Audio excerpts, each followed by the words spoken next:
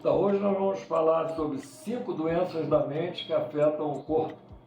Todas as doenças da mente afetam o corpo, de um jeito ou de outro, mais ou menos. Então, eu vou escolher 5 doenças da mente que são doenças da mente, mas que são doenças por não uso da mente, tá? No sentido de proporcionar uma descarga psicomotora. E eu vou escolher, então, 5 doenças psicossomáticas para falar de doenças da mente que afetam o corpo. Embora lembrando que todas as doenças da mente afetam o corpo. Porque corpo e mente são um casal inseparável. Só a morte os separa, né? Não é possível você ter mente sem corpo e ter corpo sem mente a vida inteira. Então, é um casamento indissolúvel do início ao fim. Mas a psicanálise chega até aí. O corpo está junto com a mente.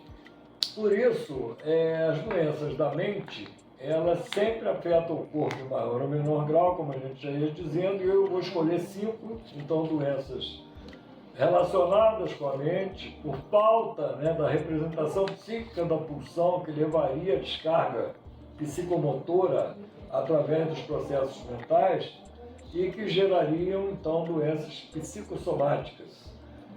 Comparando-se a outra entidade nosológica descrita pela psicanálise em 1896, por Freud, nos seus textos, para separar da neurastenia, uma outra síndrome denominada neurose de angústia, duas neuroses atuais, que junto com a hipocondria formam a tríade final das neuroses atuais, descritas por Freud.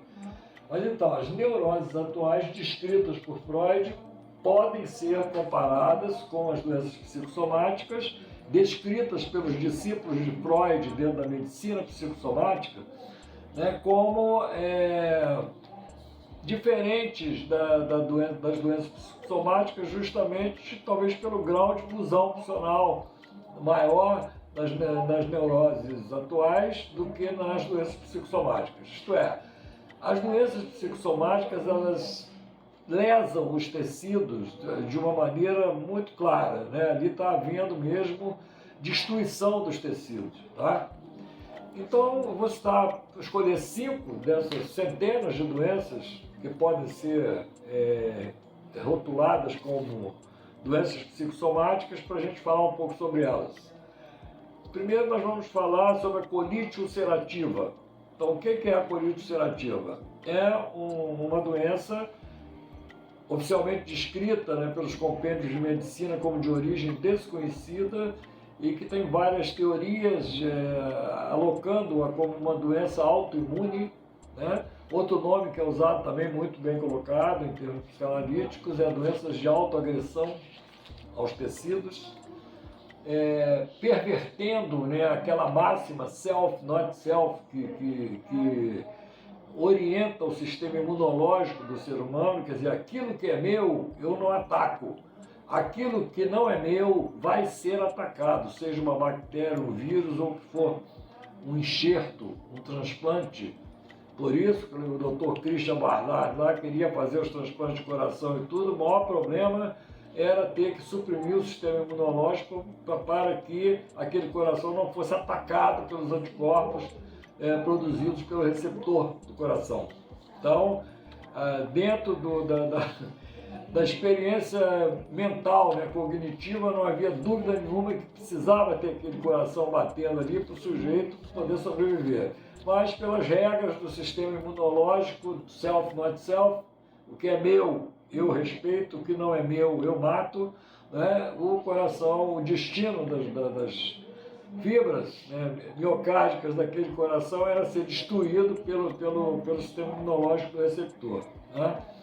Então, várias doenças são produto dessa inadequada, inexplicável atuação errônea, atuação descabida, atuação inoportuna, indevida do sistema de defesa do indivíduo contra os seus próprios tecidos. E o campeão de ser atacado por isso é o tecido do colágeno, esteja ele onde estiver, nas articulações, esteja no intestino, esteja próximo da pele, próximo dos músculos, né? Então, nos vasos sanguíneos. Então, esses tecidos mais frequentes, né, e mais simples, né, do corpo humano, em geral são as maiores vítimas do ataque desses anticorpos que geram doenças autoimunes, que são também chamadas doenças de autoagressão e doenças psicossomáticas. Tá? Então, a colite ulcerativa é uma delas e parte do intestino, em geral, perto do cólon ascendente, no início, seco, cólon ascendente ali no início, né, do intestino, final do intestino delgado, né, início do intestino grosso, aquela região ali, ela é atacada e você tem uma inflamação ali no intestino grosso, classicamente, colite, né, ulcerativa, quer dizer, vai se formando uma úlcera ali, e o grau e a possibilidade dessa colite ulcerativa se transformar num câncer, né, é bem maior do que na população em geral.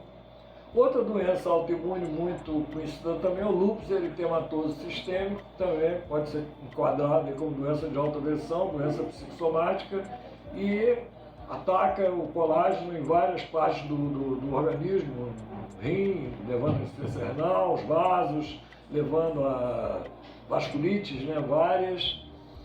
Outra é a tireoidite de Hashimoto. Então, o tecido da tireoide é atacado por anticorpos do próprio indivíduo, que não deveria acontecer, é inexplicável por que isso acontece.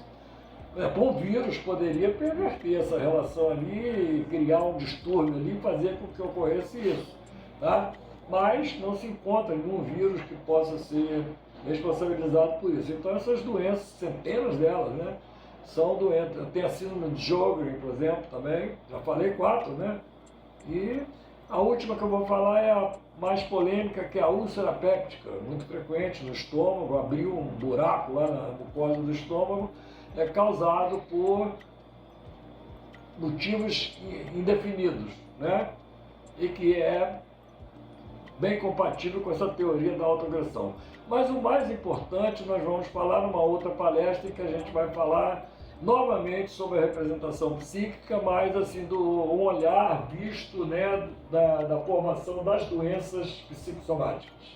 Você encontra subsídios para conhecer melhor essas doenças nesse livro aqui, Clínica Psicanalítica, que mostra, né, essa pluralidade da clínica psicanalítica abrangendo as doenças psicossomáticas e as neuroses atuais. Essa é a clínica psicanalítica. A psicanálise não trata só de objeto, relação de sujeito-objeto, relação de pulsão representada no psiquismo com o objeto da sua pulsão. Então tem muito mais coisa aí entre o sujeito e o objeto do que é descrita em várias outras psicologias que simplesmente ignoram essas outras. Complicou um pouquinho, como se não existisse, então o autismo não é estudado adequadamente, as psicoses também não são estudadas adequadamente, e fica se falando, não se sabe de quê, né? Que paciente é esse, que nosologia é essa que estão falando e qual é o contexto que essa nosologia está inserida. Então, aqui nesse livro nosso aqui, Clínica Psicanalítica, a gente tem o contexto completo da clínica psicanalítica e a gente tem como falar sobre essas doenças psicossomáticas e neuroses atuais também, de uma maneira dentro da psicologia, né, da metapsicologia descrita por Freud, que abarca exatamente essa parte não representada da soma de excitação que deram origem às pulsões de vida e de morte dentro do aparelho psíquico, tá? Que permite, veja bem, a grande graça disso aí, né, é permitir a descarga psicomotora, tá? Então, aqui no nosso livro sobre clínica psicanalítica, nós falamos de tudo que tem alguma vinculação com a psicanálise e dentro do modelo da teoria psicanalítica desenvolvida por Freud, a partir do modelo da mente humana também desenvolvido por Freud, tá?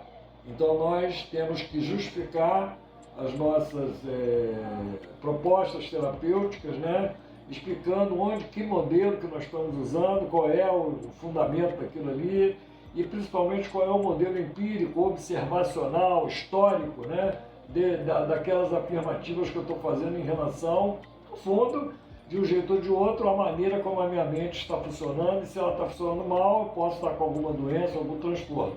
E se ela estiver funcionando a contento, eu não vou ter esse transtorno, também, com certeza. Então, essa clínica psicanalítica aqui, ela fala exatamente de todos os percalços, todos os problemas que o processo psíquico pode ter do início ao fim. Aí o início do processo psíquico é no corpo, segundo a psicanálise. Tá? A teoria psicanalítica não exclui o corpo. A teoria psicanalítica, ela precisa falar do corpo o tempo inteiro. Ela não fala só de uma parte do psiquismo com o objeto externo. Ela fala da relação do psiquismo com o corpo. Tá? A pulsão, por exemplo, ela vem do corpo. Eu não tenho como falar de desejo, sentimento, representante afetivo da pulsão sem me referir ao corpo. E se eu omitir tudo isso e disser que o afeto é secundário, eu saí da psicanálise, porque a psicanálise, ela fala essencialmente da pulsão e dos seus destinos. Tá? Então, o destino da pulsão é passar pelos traços minêmicos e chegar a uma descarga psicomotora. Mas nem sempre esse destino é possível de ser